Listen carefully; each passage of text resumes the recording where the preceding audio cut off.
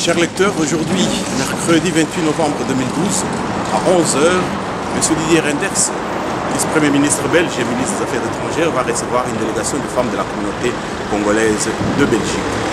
C'est sûr, cela sera question de la prise de Goma par les pseudo-rebelles de droite soutenus par le Rwanda.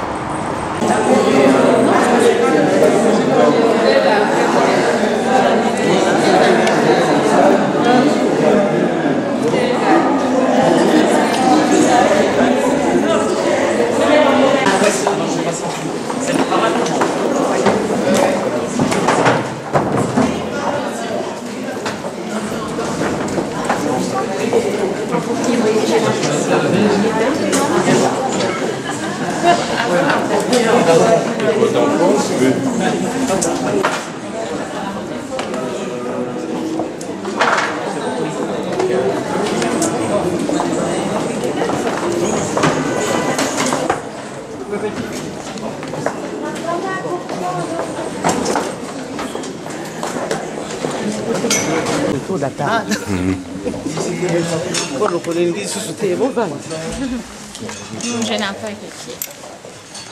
Bonjour, tiens.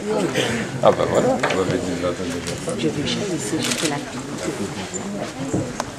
Je vais demander Roxane. Oui, je viens. Pardon.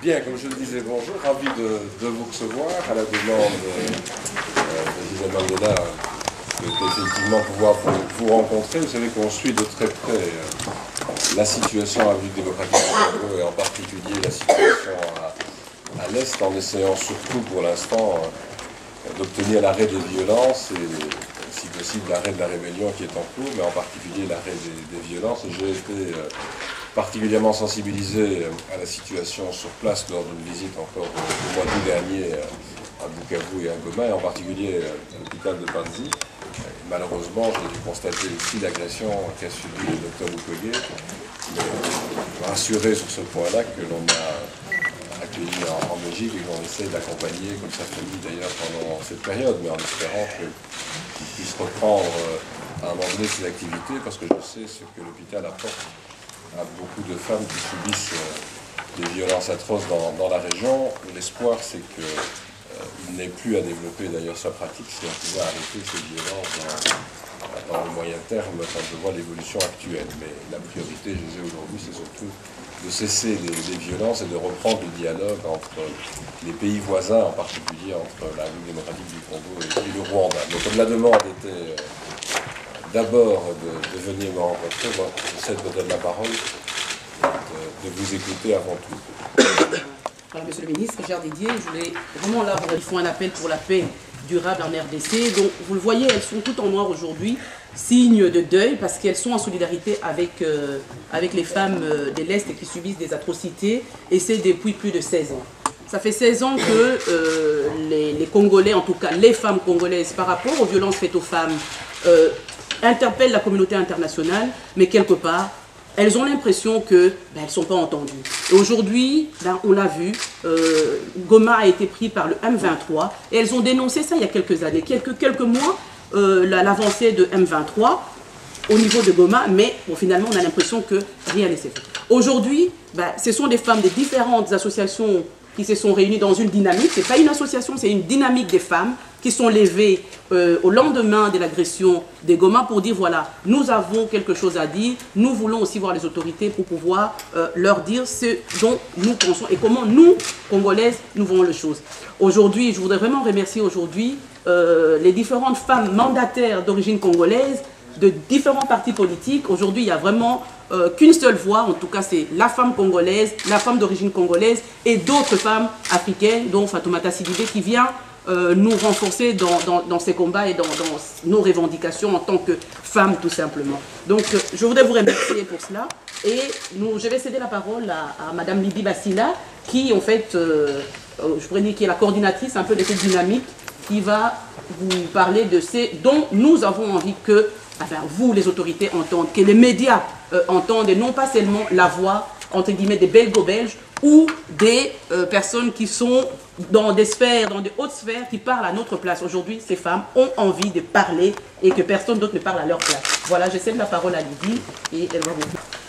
En fait, sur la suite de ce que vient d'introduire ma consoeur, je voudrais réitérer nos remerciements parce que vous nous accordez du temps à nous qui sommes, comme vous le voyez, des mamans congolaises d'origine, la plupart natives, qui portent en fait le drame du Congo dans leur cœur et qui aujourd'hui viennent vers vous pour montrer non seulement leur solidarité par rapport à la détresse qui est l'autre, mais aussi venir partager nos préoccupations.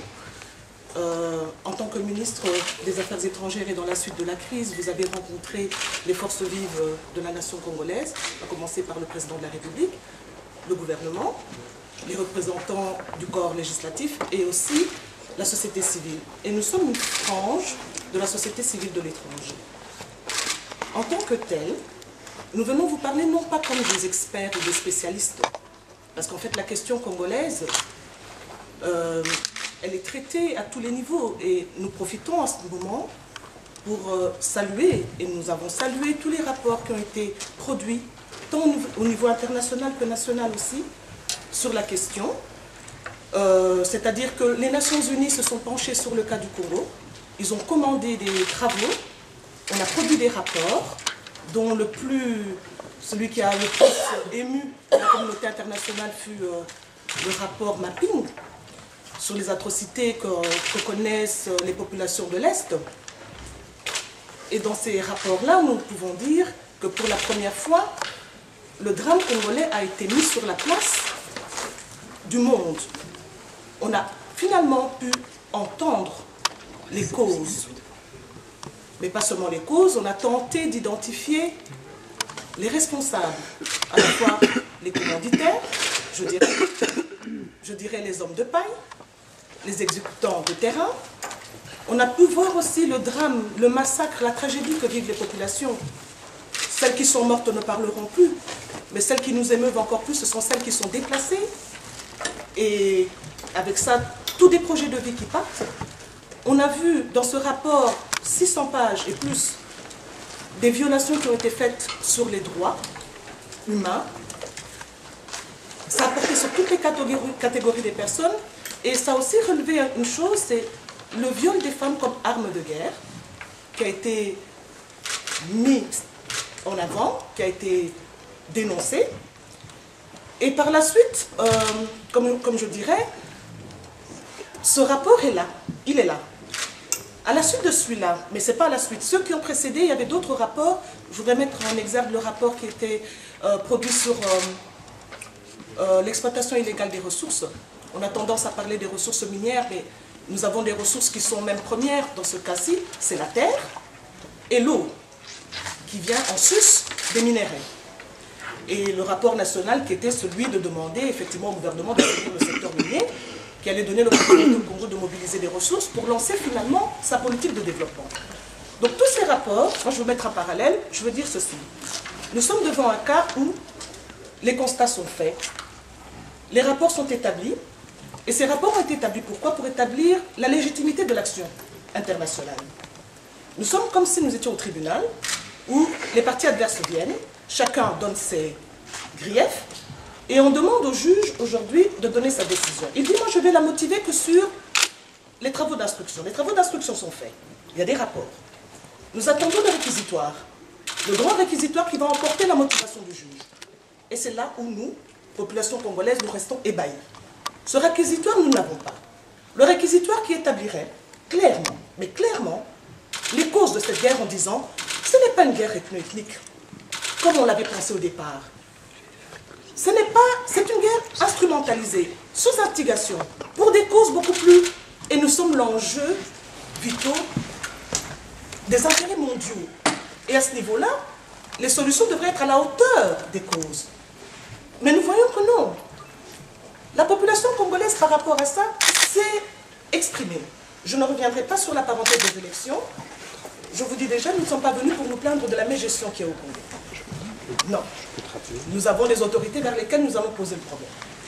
Mais nous sommes venus vous dire que tout est lié. Et qu'on ne pourrait pas trouver la résolution du problème sans le lier à la situation interne. Mais cela étant, ce réquisitoire, c'est la raison pour laquelle nous sommes là. Nous avons accepté en tant que pays de jouer dans le concert des nations. Nous avons souscrit à des outils et des instruments. Nous sommes signataires de tous les traités internationaux, dont le premier, celui qui concerne effectivement la Charte des Nations Unies, et nous pourrions nous prévaloir de l'assistance. Comment se fait-il qu'aujourd'hui nous devions, nous les populations, et c'est inédit, ça ne s'était jamais vu dans les 20 dernières années, où Madame Lambda, Monsieur Lambda, rencontre un politique pour parler du problème de son pays, parce que vous ne rencontriez à l'époque que les politiques. Aujourd'hui, c'est descendu dans la population. Nous espérons que ça aura un impact. Nous sommes venus vous dire qu'effectivement, nous voulons que la communauté internationale soit cohérente, qu'il n'y ait pas une politique de 2 poids, 2 mesures.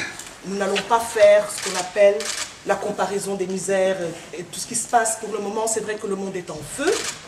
Il est vrai que pour le monde, le monde n'est peut-être pas primordial, question des gens, mais nous faisons partie de la population.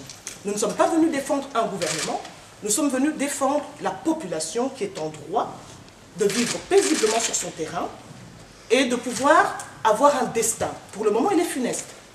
Et nous ne savons pas vers où il va aller. Mais puisqu'il dépend des décisions des grands leaders du monde, des décideurs, nous revenons réitérer notre demande, que vous puissiez soutenir ce que vous et nous avons convenu. Parce que nous sommes tout à fait d'accord, n'est-ce pas, que le pays, le Congo, est agressé. Et que cette agression n'est pas seulement du fait que du Rwanda. Il y a autant l'Ouganda, sans compter tous ceux qu'on n'identifie pas clairement. On est dans la réelle politique, on ne dira pas vraiment les enjeux. Il y a quelques années, nous étions venus ici pour dénoncer la chose, pas plus tard qu'en 2008. Un groupe de femmes était venu, a rencontré la plupart des partis démocratiques. Ça a été au début très frileux, et puis par la suite, on a commencé à dire oui, c'est possible. Et puis après, on a commencé à endosser, et puis par la suite, on a vu qu'effectivement, au niveau de l'Union européenne, quelques propos que nous avions apportés ont été repris, et nous en avions été bien aises. Mais comme nous le disons, ce réquisitoire qui amène le jugement, qui amènerait la condamnation, qui amènerait le prononcé des réparations, parce que nous en sommes aussi, c'est ce que nous appelons de tous nos vœux. Et donc, à cette occasion, si vous le permettez, Monsieur le Ministre, nous vous remettons ce mémorandum qui a été produit par toutes les personnes ici présentes qui l'ont endossé. Et à la suite de ce document, nous avons quelques, si on peut appeler ça, exigences, si on peut se permettre. Allez-y. Nous disons que, en considération de tout ce qui a été énoncé précédemment, et de ce que nous savons, nous exigeons, nous, de la communauté internationale, effectivement, qu'il y ait une condamnation explicite et ferme du soutien du gouvernement, des gouvernements rwandais, avec l'appui de l'Ouganda, qu'on puisse en fait condamner explicitement leur appui aux rebelles du M23, et ce sur base des rapports des Nations Unies et de l'évolution de la situation sur le terrain. Nous demandons effectivement qu'il y ait un retrait immédiat et sans condition du M23 de toutes les positions qu'ils occupent, mais depuis le mois d'avril.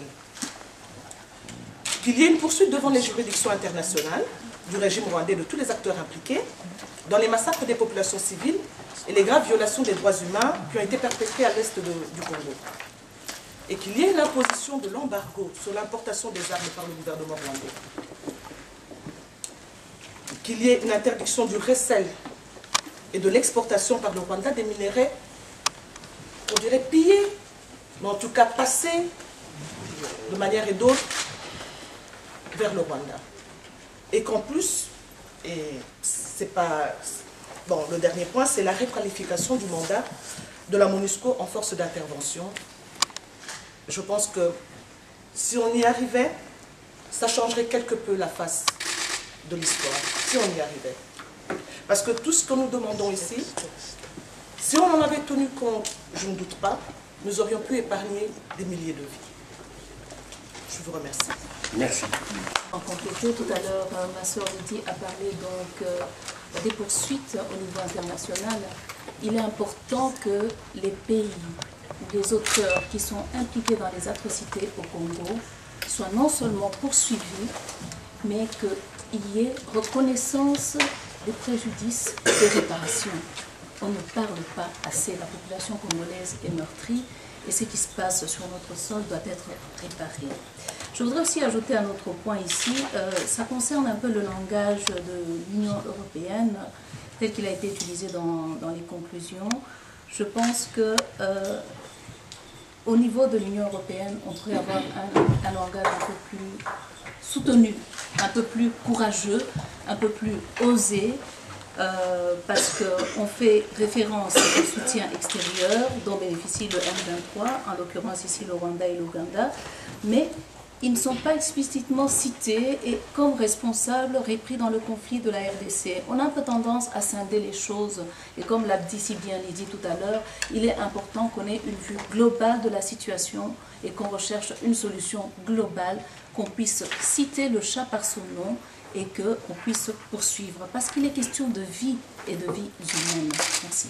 Et la vôtre, parce que je crois que le premier élément à rappeler, c'est que le monde était en feu, mais malheureusement, chaque fois que les difficultés interviennent quelque part dans le monde, le premier dossier qui quitte l'agenda international, c'est le dossier de l'Afrique centrale. Que l'on ait affaire à une crise financière en Europe, à un conflit malheureusement sanglant en Syrie, la situation que l'on connaît au Mali, ou maintenant le débat sur le Moyen-Orient, tout cela fait systématiquement que le dossier quitte la table des instances internationales. Et je reconnais qu'une des responsabilités de la Belgique, probablement, c'est de faire en sorte que ce dossier revienne systématiquement, tant sur la table de l'Union européenne que sur la table des Nations Unies, et en particulier du Conseil de sécurité, où là nous ne sommes pas présents pour l'instant, et on essaie de trouver des relais, notamment à travers des pays voisins comme la France qui a relayé ces derniers temps nos demandes. Mais premier élément, je voudrais vous rassurer sur un point, systématiquement, nous remettons le dossier et la situation dans l'Est du Congo sur la table des différentes réunions. Et c'est comme ça que vous avez des conclusions européennes et aussi des résolutions qui commencent à apparaître au niveau des Nations Unies. Deuxième élément, dans les demandes immédiates, je le disais tout à l'heure, ce que nous demandons avant tout, pour l'instant, c'est l'arrêt des violences et la possibilité de redémarrer un dialogue, une façon d'organiser la situation dans la région. Je l'avais dit à plusieurs reprises sur place, j'ai rendu plusieurs fois déjà cette année en Afrique centrale, et je le dis dans chacune de nos réunions. Alors, dans les points que vous évoquez, bien entendu, le renforcement de la MONUSCO et des forces d'intervention sur place, MONUSCO, une force internationale qui y serait liée, c'est une demande explicite qui maintenant fait partie aussi des demandes plus larges de l'Union européenne. Il faut bien se rendre compte que la MONUSCO, c'est la plus forte opération des Nations Unies dans le monde. C'est pratiquement 1,5 milliard de dollars par an. C'est 17 000 équivalents sur le terrain en personnel. Il y a encore la possibilité d'augmenter de 2 000, passer à 19 000, et la possibilité surtout de renforcer le mandat. Les deux vont de pair. J'en ai parlé avec notamment M. Diarra, qui est l'envoyé spécial de l'Union africaine, que j'ai reçu hier. On ne peut le faire que si on a des troupes mises à disposition qui sont prêtes à jouer un rôle plus offensif. Plusieurs pays de la région semblent décidés à vouloir le faire. Nous soutenons cette démarche. Renforcer le mandat de la MONUSCO sans avoir des troupes disponibles capables de jouer un rôle plus actif contre une rébellion, ça n'a pas de sens. On veut le faire avec un renforcement du mandat, mais avec surtout cette capacité d'action régionale. Et je tiens à dire que nous souhaitons aussi que les acteurs régionaux jouent leur rôle. Il y a une capacité d'action dans la région des Grands Lacs. Les réunions se sont multipliées à Kampala, mais nous sommes en contact aussi avec, je le disais, l'envoyé spécial de l'Union africaine. On souhaite, comme dans toutes les situations de conflit, qu'il y ait un rôle actif sur le plan local des pays de la région et plus largement de l'Union africaine. Deuxième élément, je comprends très bien la démarche à l'égard des sanctions et des responsabilités. Je demande depuis le début dans ce dossier, non seulement qu'il y ait une condamnation ferme et absolue de la rébellion, et donc du M23. on a obtenu jusqu'ici, en ce compris des sanctions contre le principal responsable, et on demande l'extension de ces sanctions à un plus grand nombre de responsables de 2023. C'est très clair. Heureusement, sur ce point, nous sommes suivis. Pour ce qui concerne les responsabilités extérieures, que nous reprendre dans les différentes communications, il ne faut pas se tromper. Il y a effectivement un certain nombre de rapports demandés par les Nations Unies qui sont déposés par des experts des Nations Unies. Ces rapports sont sur la table du comité des sanctions, sur la table du comité des sanctions, mais aussi du Conseil de sécurité. Ma demande, c'est que le Conseil de sécurité s'exprime sur le sujet. Et c'est là que les choses doivent se passer. Je l'ai dit au Parlement belge, je vous le répète, nous n'allons pas prendre une initiative individuelle belge en la matière. J'ai mon sentiment sur ce qui s'est passé dans la région et sur les influences extérieures qui ont joué et qui jouent probablement encore dans la démarche actuelle, mais il faut que le Conseil de sécurité s'exprime sur le sujet. Il faut aussi que les présidents dans la région jouent leur rôle. J'ai vu les résolutions prises à la suite du dernier sommet de Kampala, avec la présence du président Kabila sur place. Je ne vais pas demander de prendre l'attitude du Congo à la place du Congo. Bon, je crois que nous soutiendrons toutes les initiatives de dialogue. Mais la responsabilité, elle est là sur le volet sanctions ou réaction à l'égard d'interventions extérieures.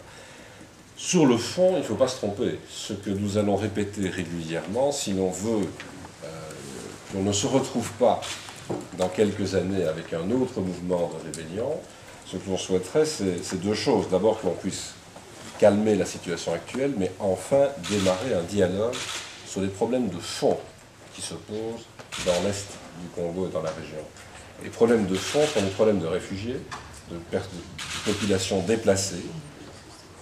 Est-ce que l'on souhaite voir ces populations revenir sur leur territoire d'origine ou s'installer là où elles se trouvent? Si on veut organiser des retours, quelle est la capacité de mettre des sols à disposition, des terres à disposition? Ça nécessite là aussi des débats qui ne sont pas simples entre les pays de la région. Comment protège-t-on les frontières en les rendant aussi transparentes, en essayant de savoir ce qui se passe aux frontières?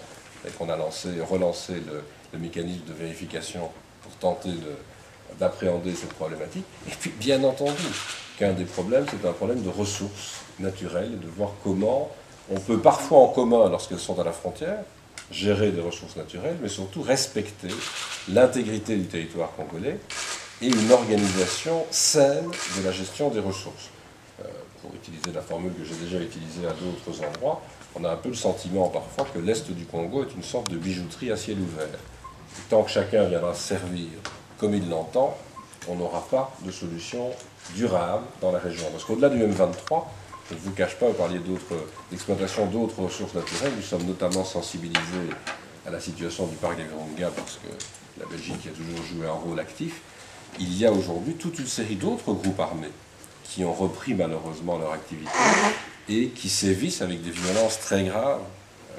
On parle toujours de violations des droits, mais ce sont des violences très graves sur les personnes et en particulier les femmes.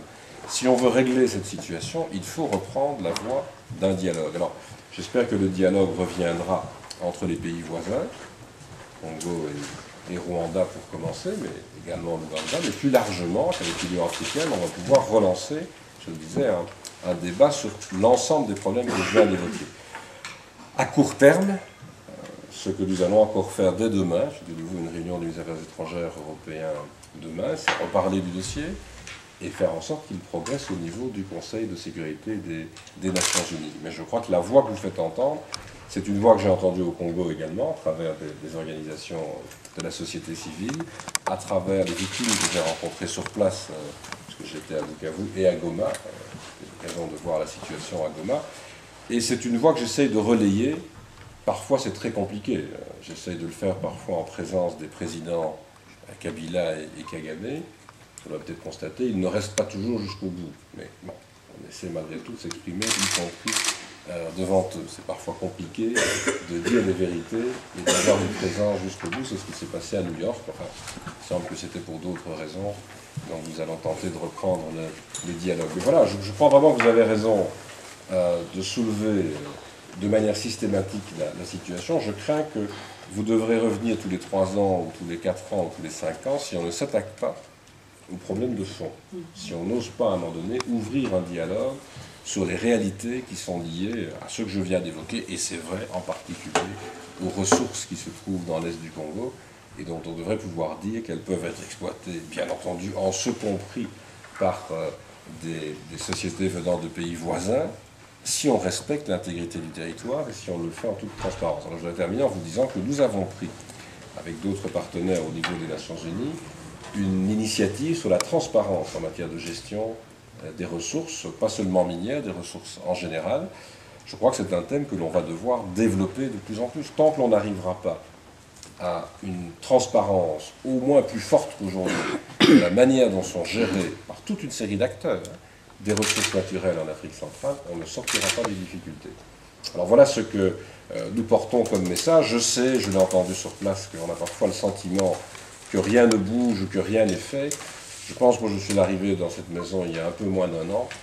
Je pense que depuis cette année, ça avait déjà été imaginé par le passé, les initiatives ont été prises. Je peux vous dire en tout cas que nous allons continuer, au départ de la Belgique, à remettre systématiquement nos exigences, tant sur la table européenne que sur la table des Nations Unies.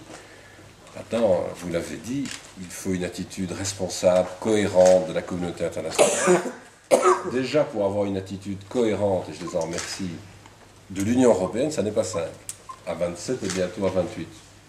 Pour l'avoir à l'échelon des Nations Unies, c'est encore un peu plus compliqué. Mais nous allons continuer. Monsieur le ministre, merci. Pour ce que vous avez dit, il est vrai que pour pouvoir régler les problèmes de l'Est, il faut réellement attaquer le problème de fond. Vous soulevez trois points par rapport à ces problèmes de fond, oui. La transparence des frontières, la problématique des déplacés, et vous nous parlez des problèmes des sols. Je vais en revenir. Et bien sûr, l'ouverture au dialogue. Je pense que pour la problématique des déplacés, il est vrai qu'en son temps, le Zaïre a accueilli des réfugiés Hutus suite au génocide qui s'est perpétré au Rwanda et à la demande des Nations Unies. Par après, le Zaïre n'ayant toujours pas de moyens, les Nations Unies laissent quelque part le Zaïre comme ça, avec cette population, sans pour autant apporter des moyens pour pouvoir les encadrer. Après le Zaïre, le Congo, avec Kabila père, mêmement. On demande, et puis après avec Kabila fils et le président Kagame, jusqu'au moment où il y a Kimia II, qui demande, dont le Rwandais, quand on parlait de l'invasion du Congo par le Rwanda, où tout le monde disait que c'était une rébellion entre Congolais, et finalement le Rwanda s'est pris de dire oui, je suis au Congo parce que ma frontière est menacée par les FDLR. Kimia II, on aime, on n'aime pas, accepte que le Rwanda arrive au Congo pour faire partir les FDLR. Ils n'ont pas réussi.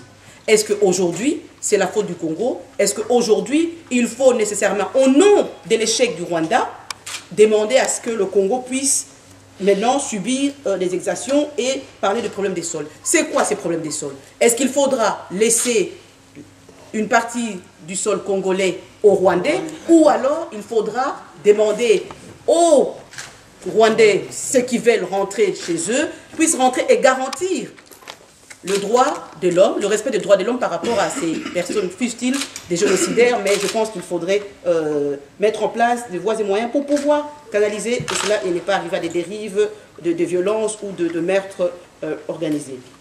La voie au dialogue, je pense que le Congo l'a fait. Aujourd'hui, il faut quand même être conscient, il faut le reconnaître, le Congo a été ouvert. Il y a eu Kimia 1, Kimia 2, il y a eu le dialogue. Je pense que le président Kabila est quand même parti aujourd'hui à Kampala pour pouvoir dialoguer, mais le président Kagame n'est pas là. Mais je pense qu'à un moment donné, comme Mme Gandou l'a dit, il faut que la communauté internationale puisse nommer réellement les responsables et pointer du doigt, et non pas faire un amalgame en disant voilà, il y a ceci, il y a le Congolais. Non, je pense qu'aujourd'hui, c'est que le Congolais que nous sommes et les Congolais d'origine demandons, c'est réellement qu'on nomme les choses. Parce qu'aujourd'hui, quelque part, on a l'impression que rien n'est nommé. Vous le faites. Et je vous remercie parce que je vous suis tous les jours. Vous le faites. Et et généralement je vous envoie un SMS pour vous dire, voilà, vous avez bien parlé à ce moment, à cet endroit-là, c'est pas bon. Mais vous le faites, mais vous êtes seul. Non, Lucie, c'est pas bon, j'ai pas encore reçu. Mais vous le faites, et vous le faites seul. Je pense que la Belgique, qu'on le veuille ou non, a quelque part un poids, une importance par rapport à la RDC, par rapport au Rwandais, par rapport au Burundi.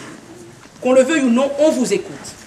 Je pense que la réqualification du mandat de la MONUSCO en force d'intervention, vous l'avez dit, vous avez demandé à la France de soutenir et de porter ça au niveau des Nations Unies, ben voilà, ils sont en train de le faire. Mais nous, femmes congolaises et femmes d'origine congolaise de la Belgique, demandons, dans le cadre de la réqualification du mandat de la MONUSCO, je veux bien que la Belgique ne peut plus envoyer des hommes dans ces colonies suite à ce qui s'est passé avec nos casques bleus, mais la Belgique peut renforcer ses mandats par l'envoi, par exemple, de drones, par l'envoi du matériel, pour pouvoir éventuellement garantir l'intangibilité de cette frontière et de pouvoir avoir des éléments, parce que je pense que nous avons une armée qui est quand même assez bien formée dans le renseignement, ils peuvent faire ça. Demander une force neutre en demandant le rôle actif des pays de la région, ben on a bien vu.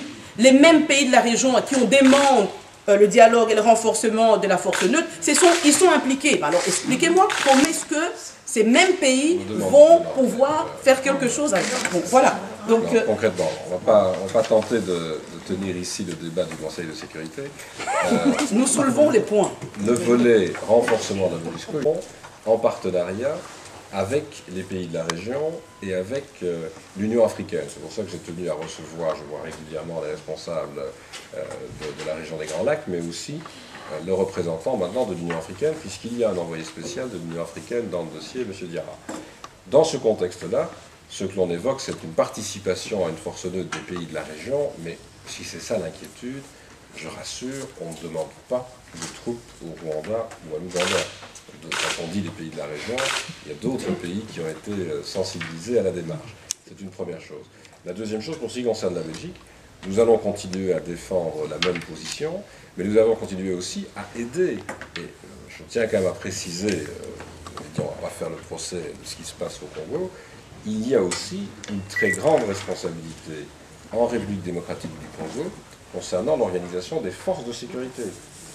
J'ai dit à plusieurs reprises qu'à force d'intégrer des indisciplinés dans l'armée, on intègre l'indiscipline. Et je disais hier à M. Diarra, si un accord qui arrive en décembre, imaginons qu'il y ait un accord le 2 décembre avec le M23, si c'est pour intégrer ce groupe dans l'armée congolaise, dans 3 ou 4 ans, nous aurons un groupe D2 qui dira qu'on n'a pas respecté les accords du 2 décembre et on recommencera.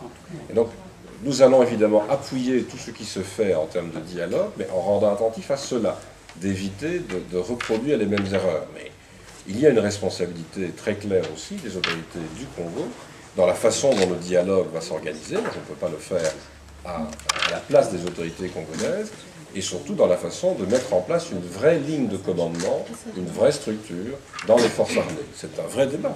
Tant qu'on a ce sentiment qu'il n'y a pas un vrai renforcement, une vraie capacité de ligne de commandement unifiée au sein des forces armées de la République démocratique du Congo, le problème sera aussi pendant.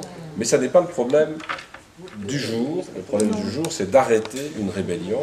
Et depuis le début, la Belgique condamne cette rébellion et demande que non seulement elle se retire de Goma, mais elle arrête purement et simplement cette violation de l'intégrité du territoire congolais. Donc on n'est pas du tout sur une ligne de dialogue permettant encore un maintien de cette rébellion. Mais voilà, il faut maintenant que les autorités congolaises négocient ou discutent en fonction de ce qu'elles ont envie de faire. Je suis en contact régulier avec les acteurs de la région, mais nous ne prendrons pas la place de ces acteurs. Ce n'est pas le but.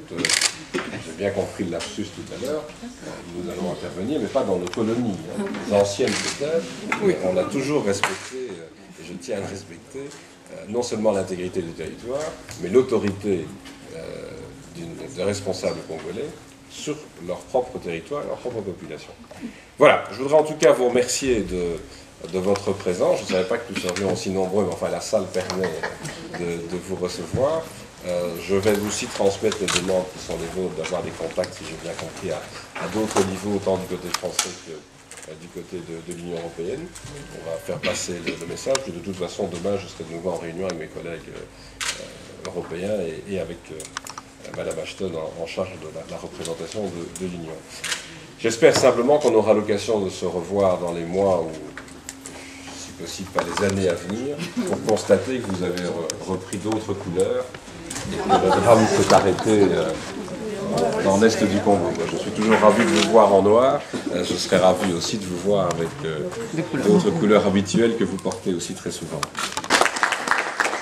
Eh bien, nous allons continuer à suivre ça très très attentivement. Il y a d'autres actions qui sont prévues avec d'autres acteurs, que ce soit par rapport au gouvernement congolais, par rapport, comme vous avez dit, au niveau de l'Union européenne et des Nations Unies. Mais en tout cas, nous comptons sur vous pour pouvoir continuer à poursuivre les démarches que vous faites. Et nous remercions et nous saluons en tout cas le rôle de la Belgique dans ces drames malheureusement qui se passent en RDC. Merci de nous avoir reçus.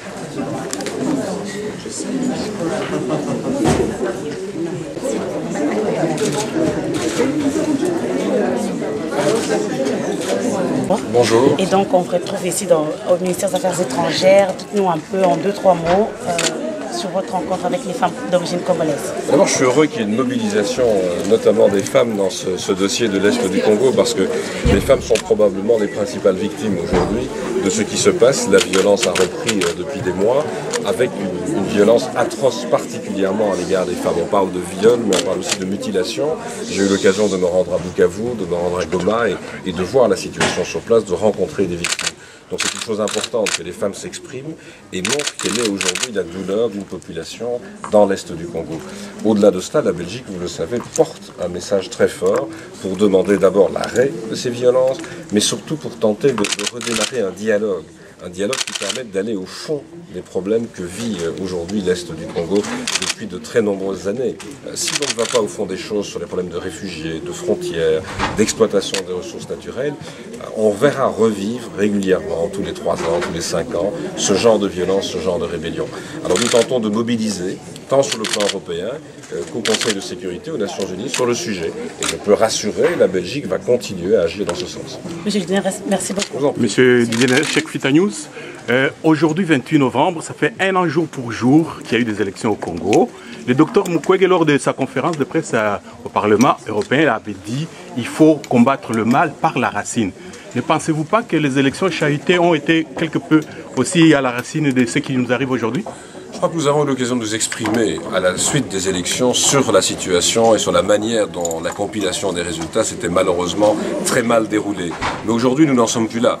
Aujourd'hui, l'objectif, c'est l'arrêt des violences dans l'Est du Congo et c'est surtout le redémarrage d'un dialogue pour aller au fond des choses, pour tenter de régler les problèmes à la racine, comme le disait le docteur Mukwege, c'est-à-dire les problèmes de réfugiés, les problèmes de frontières, mais aussi d'exploitation des ressources naturelles. Tant que l'on n'aura pas stabilisé la relation entre les pays voisins en respectant l'intégrité territoriale du Congo, on n'aura pas réglé le problème. C'est à cela que l'on s'attelle aujourd'hui. Ok, merci. Faire en sorte que le dossier de l'Afrique centrale, de l'Est du Congo, reste sur la table européenne, internationale. On sait que dès qu'on parle des crises financières en Europe, de la Syrie ou du Moyen-Orient, le dossier de l'Afrique centrale quitte les tables de négociation. C'est notre rôle, comme Belge, de maintenir ce dossier à l'agenda. Mais au-delà de cela, c'est aussi notre rôle de faire bouger les choses. Et pour l'instant, avec l'Union européenne, on essaie auprès des Nations Unies d'obtenir un renforcement de l'action des Nations Unies sur place. C'est le mandat de la MONUSCO, mais avec une capacité plus offensive à l'égard de la rébellion. C'est la condamnation absolue des leaders de cette rébellion, du M23. Il y a déjà eu de premières décisions en la matière. Et puis, c'est que le Conseil de sécurité se prononce sur les soutiens extérieurs, puisque des rapports sont sur sa table. C'est sa responsabilité. Et